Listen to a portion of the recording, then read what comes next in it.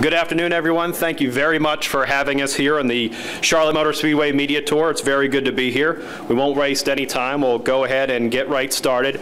But I do want to call out a couple things, especially for our still photographers as well as our video photographers. We're going to bring out all four of our drivers, allow some time for a quick group photo. Then Stewart Haas will come out, another time for a quick group photo.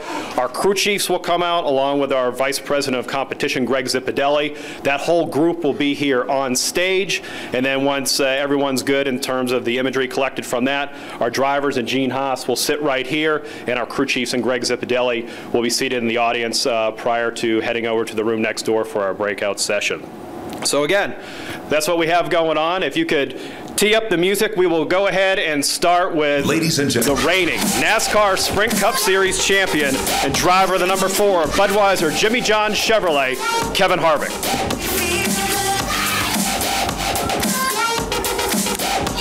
And Danica Patrick, driver of the number 10 GoDaddy Chevrolet SS.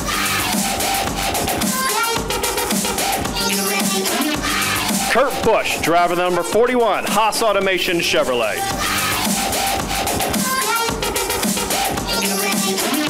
And Tony Stewart, driver of the number 14 Bass Pro Shops Mobile One Chevrolet.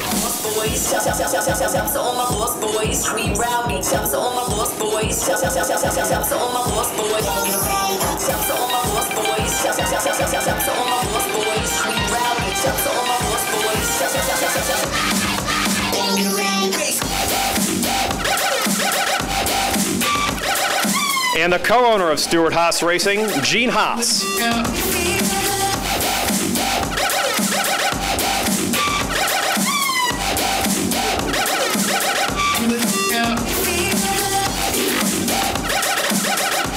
And now our crew chiefs. Rodney Childers, championship-winning crew chief for Harvick and the number 4 Budweiser Jimmy John's team. Daniel Canos, crew chief for Patrick and the number 10 GoDaddy team. Tony Gibson, crew chief for Kurt Busch and the number 41 Haas Automation team.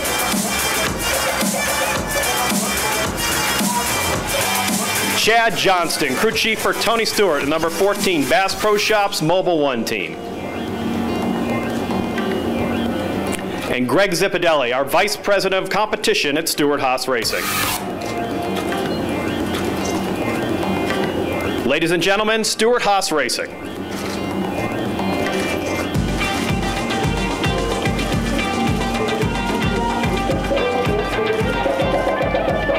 All right, if everyone's good from both a video and a still photography perspective, drivers, Gene, go ahead and have a seat behind us.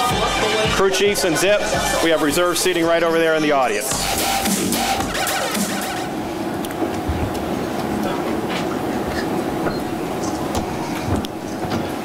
Gentlemen, thank you very much, and ladies, we appreciate the time here today.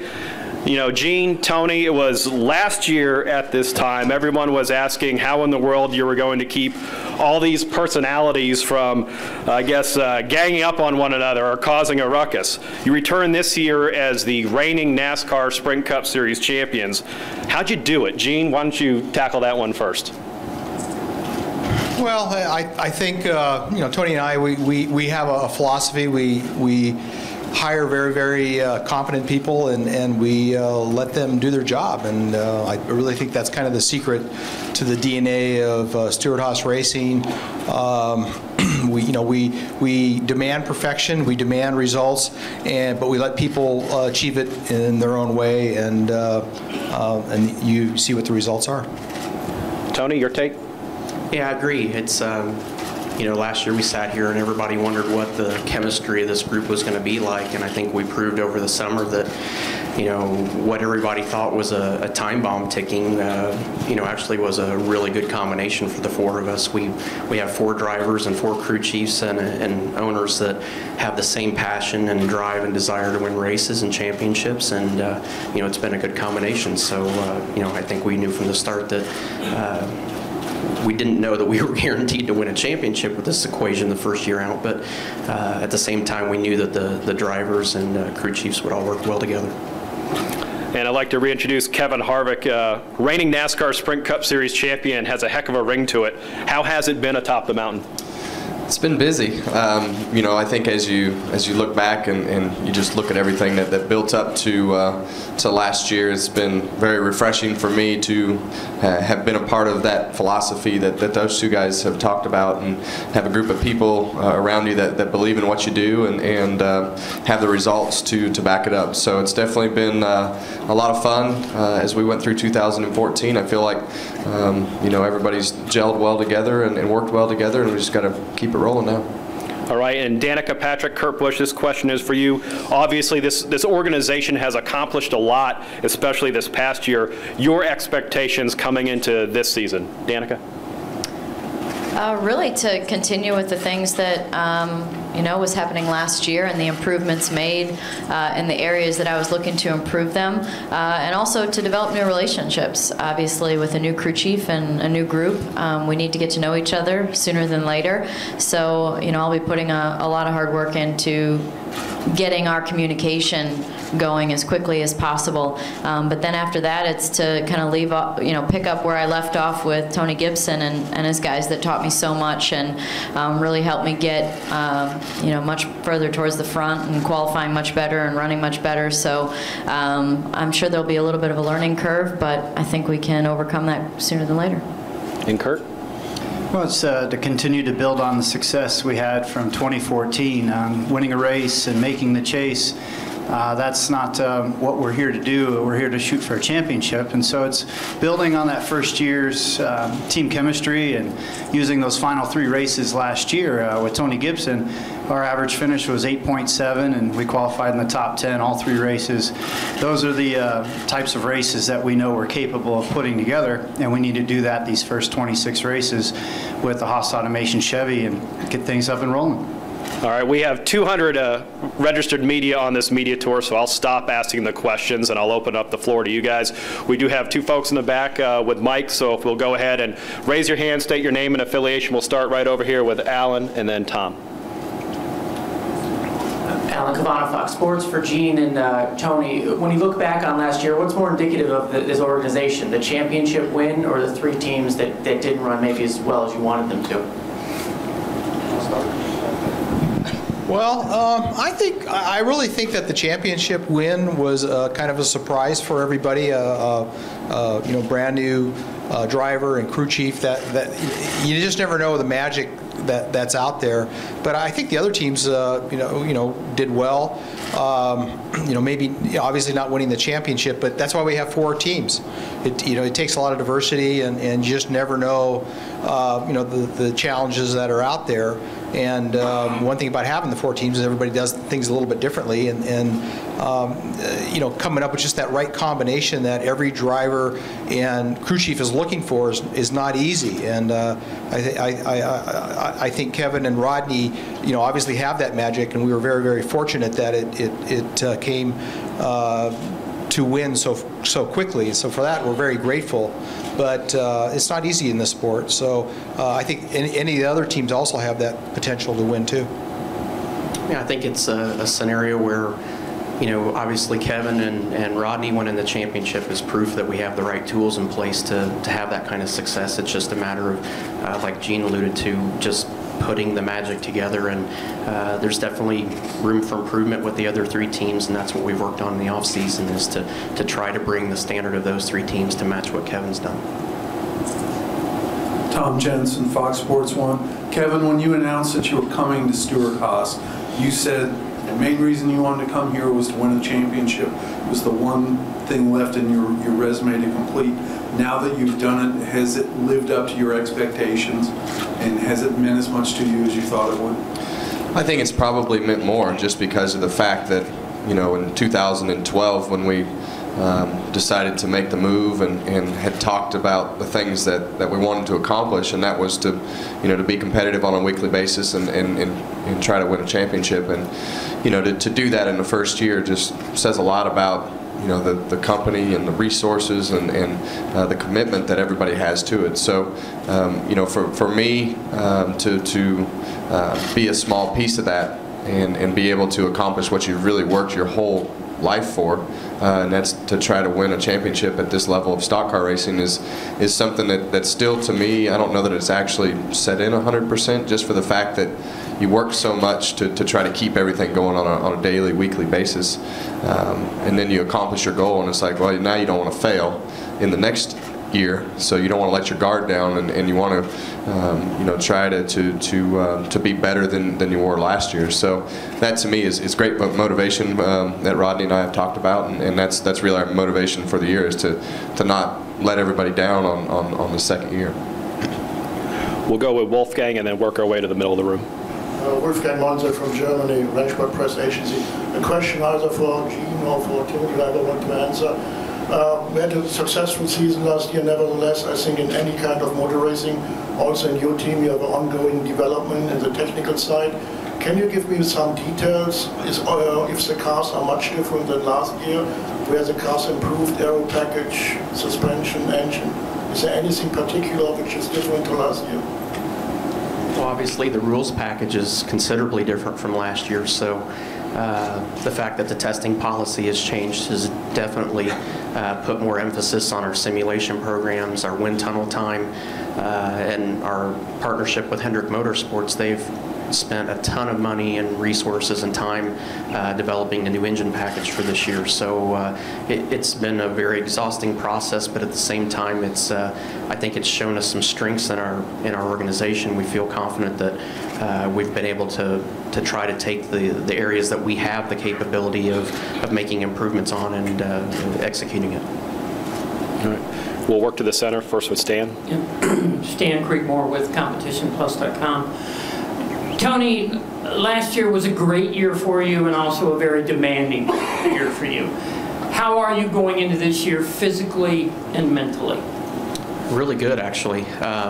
Normally during the off season I go to a couple races, but especially through holidays, I just stayed home and relaxed and enjoyed time with my family and friends, and then went to Arizona and the Chili Bowl in spring and got to see a bunch of my friends that I haven't seen for a long time. So from the personal side, that was the best thing I could have done during the off season. Physically, even after the surgery December 1st, this is the best I've felt since the accident happened 2 years ago. So really excited to get back in the car and get going again. As you guys saw when I walked up, I'm walking fairly straight, not much of a limp, so feeling really good. Jim. Jim Miller, Charlotte Observer. This is kind of a question along the same lines for Tony. So much has transpired over the last 2 seasons, starting when you injured your leg, and you've had 2 seasons that have been kind of abbreviated for one reason or another. Has your passion ever wavered for continuing to do this? It's probably made my desire more stronger than it's ever been. I'm not happy about the last 2 years of my life by any means, so it's given me more drive and desire to go back and get back to the old form that our fans and that our sponsors and everybody's used to seeing us in. So I'm looking forward to it. This is probably the most prepared I've been in a while for a season to start. Bruce Martin, Race Day on Fox Sports Radio. Kevin, how much did it really validate the changes of Chase last year, that one of the season's big winners, a guy who won all throughout the season, ended up being the champion? Well, I think as a team we focused on trying to win races. I don't think we ever really tried to revert to the consistency part of it.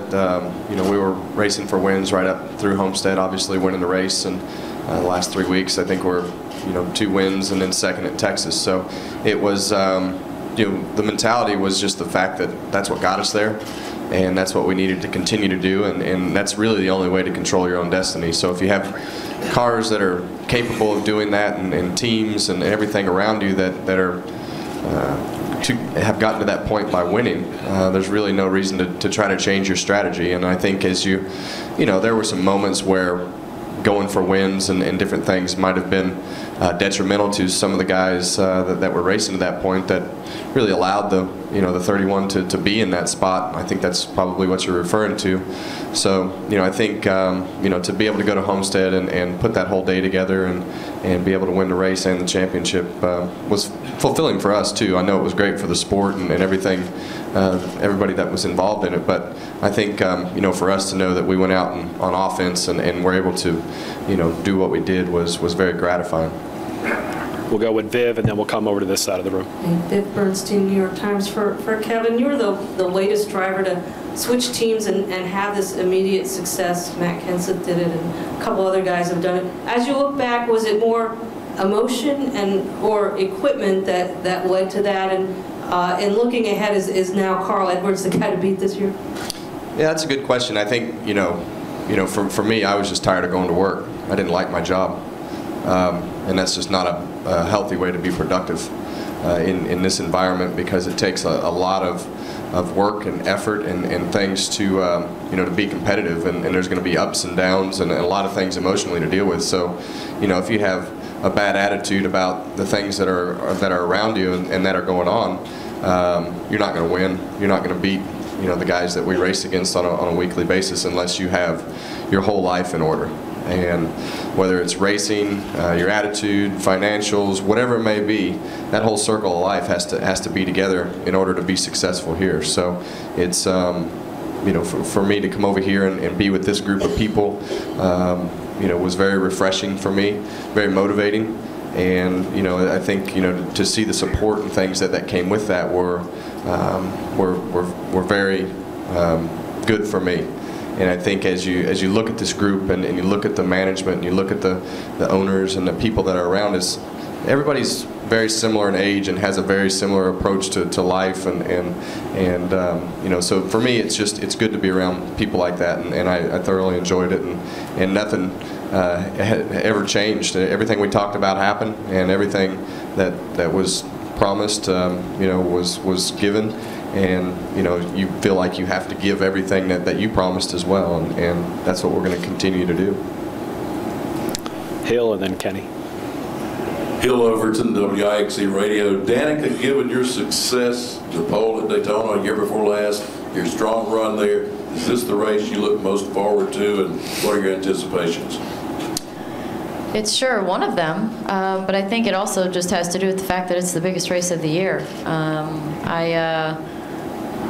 Anything can happen at Daytona, so it makes it an exciting race, but it's also can be frustrating too. And I think that's why it's exciting for probably every driver to go into Daytona on some level, because I guess I equate it to almost like the Indy 500. It's so long that there are a lot of cycles that could have put you in the right place to win the race, and I feel like Daytona is one of those races that, given the right flow through the pack, you could have been the one up front to win the race. So I'm sure there's a lot of people that get excited about going there, but also get a little bit I don't know, uncomfortable, or I doubt people are scared, but you can just as equally fail and not have a great race. You can be running great and finish 20th. I mean, that's just what happens at Daytona. But I think that as time goes on and I keep getting better and doing a better job and communicating better and being able to help out with the car more, I then start looking forward to other races more so, to be honest. I had some better races at tracks that, Atlanta comes to mind. That was it's one of the toughest tracks, and so to come down to the line for just about 5th place was a good race. So those are the ones that I start to look forward to more and more all the time because of improvements and growing as a driver. Kenny Bruce with NASCAR.com. Tony, you mentioned what Kevin was able to accomplish this past year and wanting to elevate the other 3 teams to get them close to where he performed. One of the things that stood out about Kevin and Rodney's team was not only were they fast, but they were fast consistently. When you look at something like that, how hard is it to get just pure speed for the other 3 teams? I mean, I don't know anything about it, so I don't know. I would think that wouldn't be that difficult to do, because you're all working on the same engines, and I know everybody doesn't like the same setups, but why is that so difficult, just that one area? It shows how difficult it really is, or we'd had all 4 of them doing it. But a lot of it with this package and how the setups have evolved in these cars, it is really about feel, and it's such minute changes can change that and make a driver comfortable in the car, and that's something that we've had to work hard to kind of find. And we were finding trends last year that helped, I think, throughout the season, but also are going to help us through the winter. And Danica and Kevin, were feeling a lot of the same things in their cars. Kurt and I were feeling similar feels in our cars together. So it was just figuring out how to work together, work with the crew chiefs and figure out how to not only take what we all had, but there were times when we tried what Kevin was running and I was slower because I wasn't as comfortable in it as I was with my package. So it's just figuring out trends and trying to figure out what are the positives that we're taking away from each car, and I think that's the thing that we focused on this winter, is trying to find the best of everything and trying to put them all into one package. Louis. Gene, to your left. Louis Franco, Reuters. You've had some great success with Tony with expansion, and you're expanding into F1. Is there any other desires to expand? Xfinity, America's Cup, NFL? Do you like big challenges? Yeah, Tony and I we're gonna start a go-kart team. But no, I appreciate that. I think it's the challenge in life that makes it interesting. It's not so much, when you get there. And I like that challenge. I was kind of surprised, actually, even venturing into Formula One. I thought there'd be a lot more people that would be interested in it because, even though Formula One has a lot of distractions and problems, just like NASCAR has, it is Formula One. It is, like I say, the world championship sport, and everybody looks at it that way. It has a lot of history to it, and I like that. It has a lot of characters in it. I like that, and it's incredibly challenging, and it's not going to be easy to do well in it. So all those things combined make it the kind of sport that I'm interested in. Plus, it has a little bit of oil and grease and iron. So I think all those things just make it something I would want to do. As far as other sports, I don't really understand football or basketball, and tweaking on a basketball player's got to be tough. So cars are a lot easier to understand. Hard to build parts for them, yes. And other than that, I don't have really a lot of concrete reasons, but it is a challenge, and I think that anybody, just like these guys that drive these cars, that's part of the excitement, is trying to do something that other people don't do. Greg. Greg Engel, Cupscene.com. This could be for Tony or for Kevin. You got to a certain point where you had all the speed and you had the packages down and everything, and it looked good for him and everything, and then now all of a sudden they're throwing a new rules package. Did that set you back a long ways? Were you able to is that going to help move you forward, the lessons that he learned? And also NASCAR has mentioned maybe running the 2016 package in the All-Star race. Would you be for that, or because you want to win the race, or just testing, or would you be against something like that? I think the thing to keep in mind this winter is it's the same for everybody. Everybody's starting with the same base and trying to figure out how to maximize it, just like we do any other year. But technology plays such a big role in this sport that no matter what the package is, there's components on the race cars that are going to evolve no matter what the package is. So I think we can take things that we learned from last year, obviously, and apply them. Personally, I'm excited about the opportunity to run the All-Star race with the 2016 package. That's kind of, I think, what the drivers were all in favor of in the first place. And the rules package this year was a step in between, which was a good step, I think, by NASCAR to make sure that we're keeping everybody moving the same direction, but and not just jumping right away to the 16 package. So I think it would be a great idea for us to be able to take that event. I mean, that's an event that's for the fans anyway, and as much as we all want to win it, and there's a great prize at the end of it, it's I think it's a great opportunity for all of us to try that package. Go with Brian Nelson.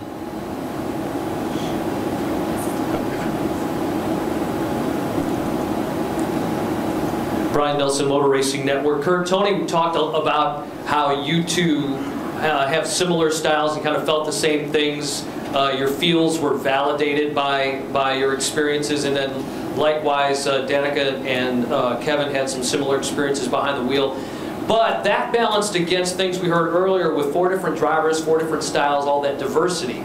How do you balance the value of the diversity versus having somebody there to kind of validate what you're feeling and make that, how does that balance work out? Well, each driver has their own driving style and the things that they'd like to make changes on with their crew chief and the balance that they're looking for. You know, it's great to have a front runner like Harvick was last year, where week in and week out the Ford car was the car to beat. And if you have that within your own stable, you should be able to apply that very quickly to your car. And if you're feeling like you're driving down into the corner, waiting on something, or you're a bit hesitant because it's not your setup, that means you're already a half a tenth behind. And in this competitive day and age, a half a tenth means a lot. And so that's where you have to find that balance within your car, but you have to find the balance within the trends of the setups. And so I'm looking forward to this year with the horsepower reduction as well as the downforce reduction on finding the right key balances that me and Tony Gibson will be working on.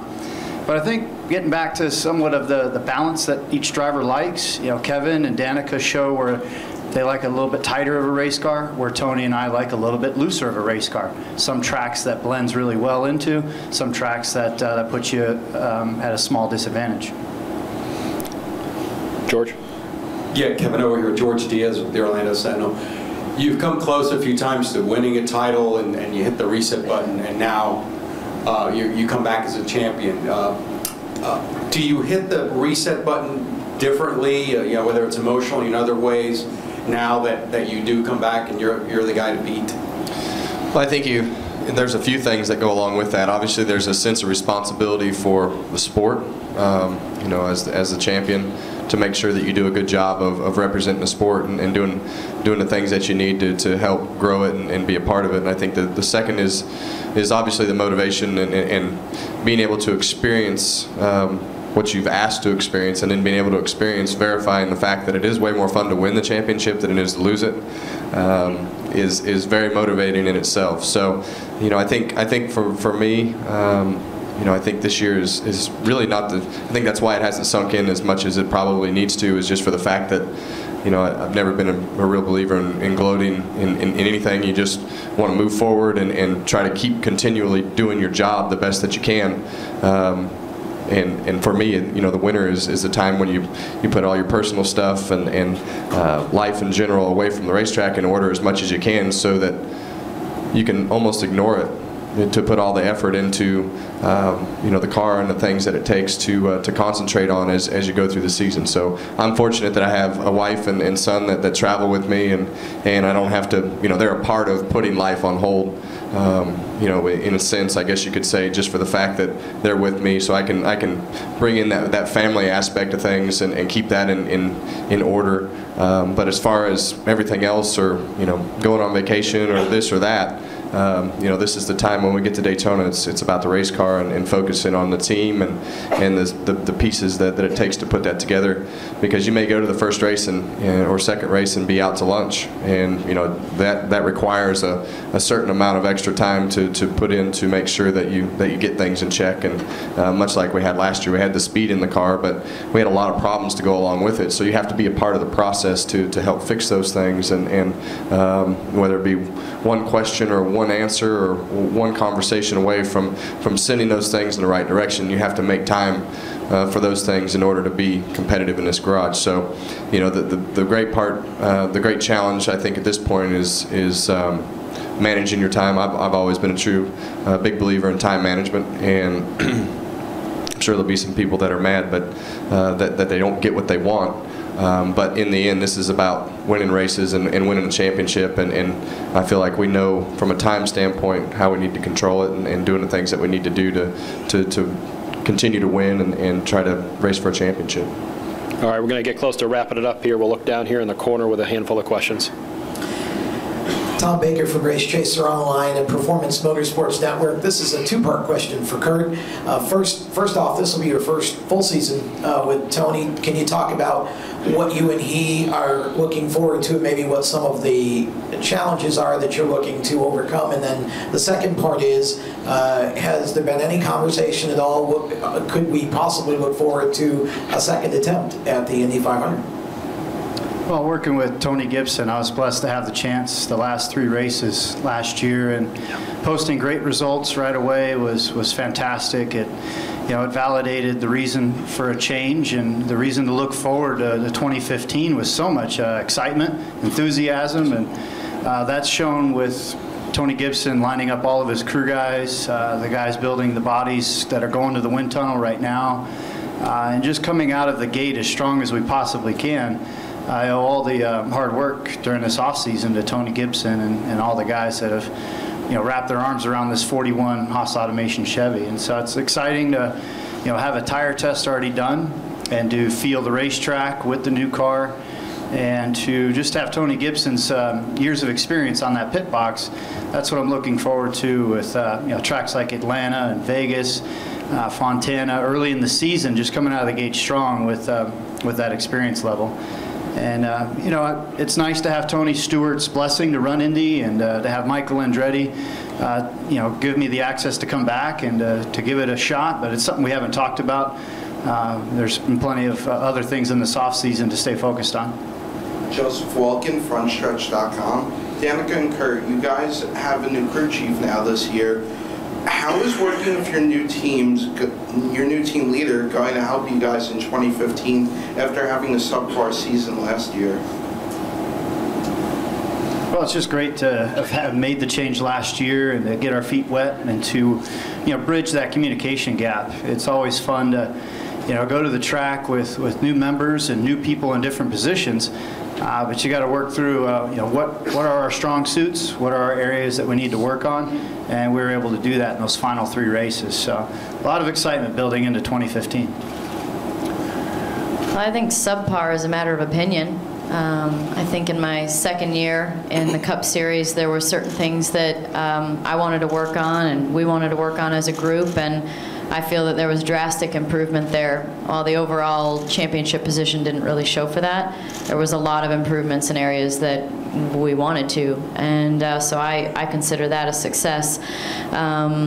Moving forward with Daniel, it really just opens up new possibilities. I think with a new person, there's new perspectives and there's new ways of getting things done. And we're going to be working hard to put all of our best ideas together and stay positive and make our goals happen. All right, last question, take us home. Aaron Barnes, National Speed Sport News. This is for you, Tony.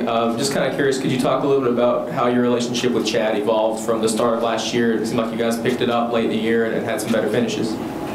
Yeah, I mean, I think from day one, personality-wise, we were a perfect fit for each other. And it's just like anybody else. I mean, when you hear people talk about driver-crew chief combinations, you hear them talk about it as a marriage, and you really have to be in sync with the person that's your crew chief. So, personality-wise, we're great from that. It's just taken a while for me to get used to the path that he was going down engineering-wise, and as everything evolves each year, you have to keep changing as a driver to catch up to it. So. I feel like getting that first year under our belt, and there's a lot of new people on the 14 car underneath Chad this year. So, I think a new group is a positive change for us as well, and should get us off on the right foot this year. All right, and before we break off to head to the other room for the one-on-one interview sessions, I do want to introduce a couple of people on the PR representation side. Ryan Berry is the rep for the number 4 team, and Kevin Harvick. We have Rory Cannellan with the number 41 team, and Kurt Busch. Proud to have Annette Randall join the team as the rep for the number 10 team, and Danica Patrick. And joining me on the 14 car will be Penny Copen Fender representing Stewart and the 14 team. So thank you very much. We'll give everyone some time to head next door, and we'll be there in just a little bit. Thanks for your time, everyone. Thank you, Ben. Appreciate it. Thank you. Good. Thank you. Good. Fine. How's the rest of your day going?